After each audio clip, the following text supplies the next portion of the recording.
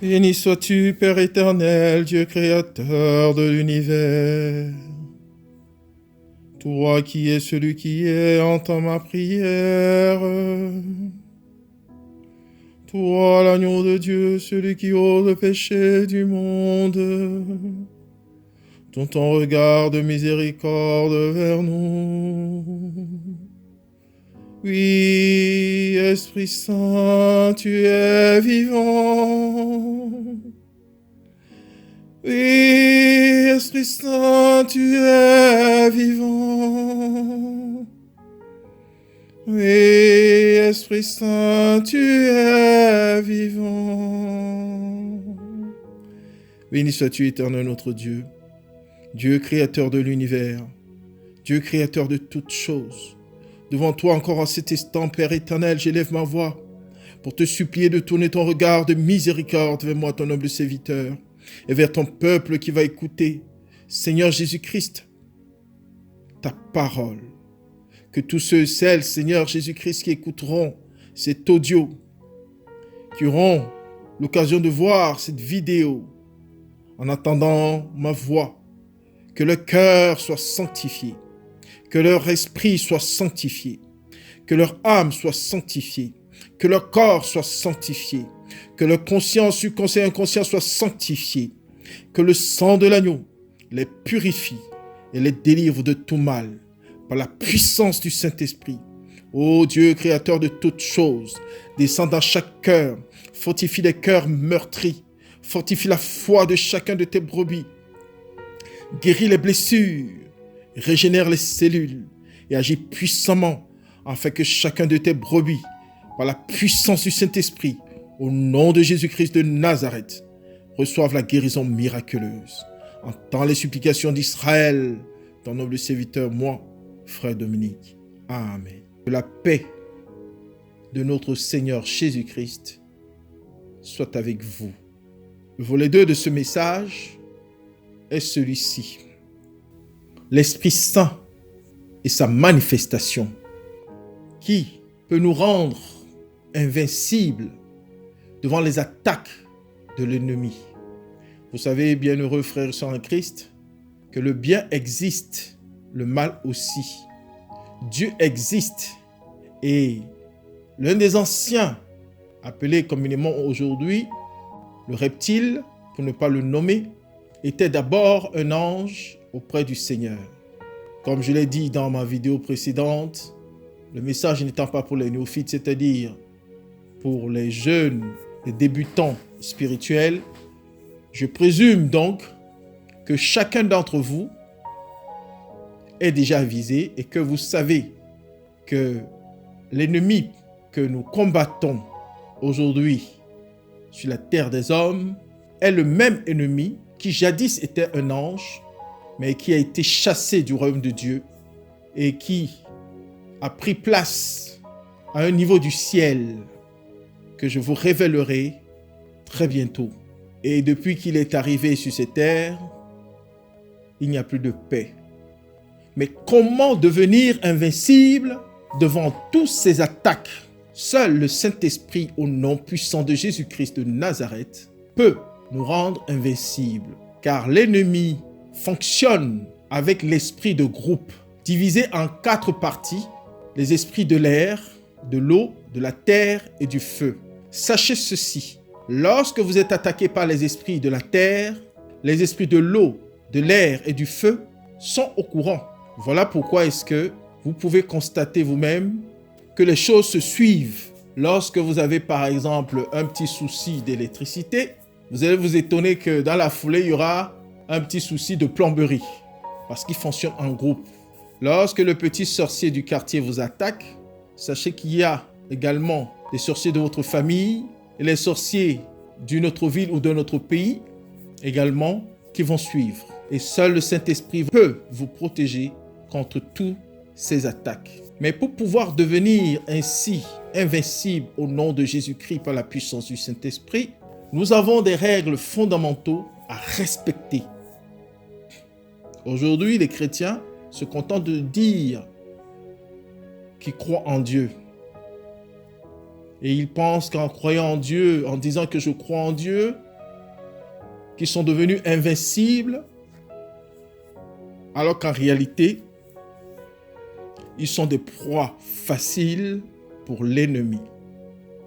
Je dis bien facile. La croyance en Dieu seule ne suffit pas. Il faut rajouter à la croyance en Dieu la foi. Comme le Christ lui-même l'a dit, si vous avez la foi comme un grain de sénévé, comme un grain de moutarde, vous pourrez dire à une montagne, déplace-toi, et la montagne vous obéira en se déplaçant.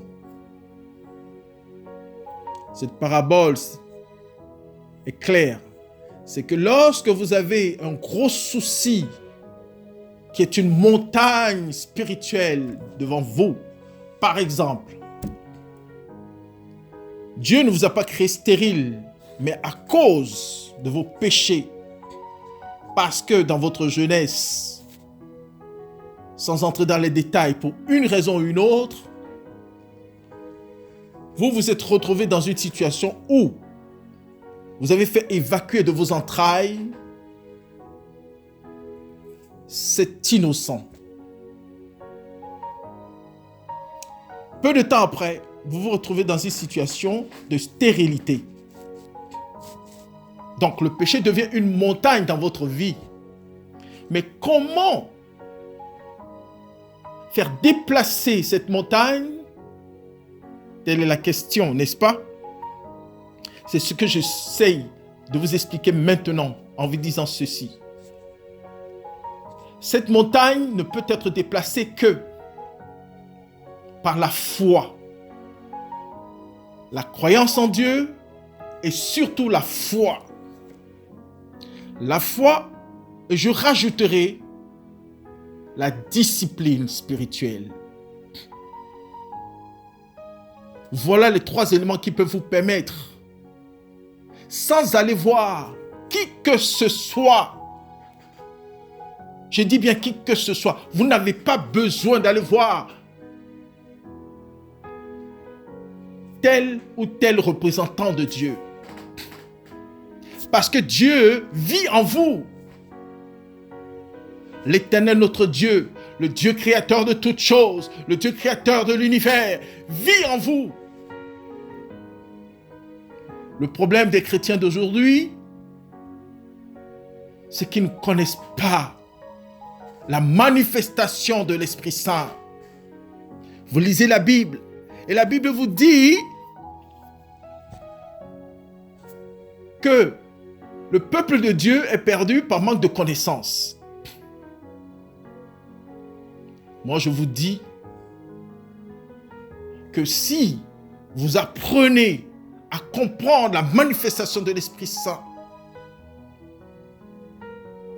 et à agir selon la volonté de l'Esprit Saint dans la croyance, la foi et la discipline du lieu où vous vous trouvez, rentrez dans votre chambre, pliez vos genoux, confessez vos péchés et promettez à l'Esprit Saint de ne plus les commettre. Faites le sacrement de réconciliation avec l'Éternel notre Dieu, le Christ et l'Esprit Saint. Et demandez que l'esprit de stérilité sorte de vos entrailles au nom puissant de Jésus-Christ de Nazareth. Imposez votre main droite sur votre sein et vous verrez le miracle s'accomplir instantanément. Nul besoin d'aller voir qui que ce soit. Si vous avez la foi. Bien-aimés en Christ, la parole de Dieu déclare: je suis celui qui est. Je suis est avec nous jusqu'à la fin des temps. Parole du Seigneur. Vous devez avoir la foi. La foi en Jésus-Christ, pas en l'homme. Pas en quelqu'un qui vous dit: je suis le représentant de Dieu. Je suis le monseigneur tel, je suis l'honorable tel, je suis le général tel, je suis le ceci tel, le ceci tel, le ceci tel. Non. Vous n'avez pas besoin de tout cela. Vous avez besoin de Jésus-Christ seul dans votre vie. Le Christ seul guérit les maladies. Le Christ seul redonne vie là où aucune vie n'est possible. Le Christ seul soulève les montagnes. Le Christ seul protège. Le Christ seul combat. Le Christ seul garde. Le Christ seul amène jusqu'au sommet de la montagne si vous croyez et la foi en lui. Soyez bénis. Soyez bénis. Soyez bénis au nom de Jésus-Christ. Amen.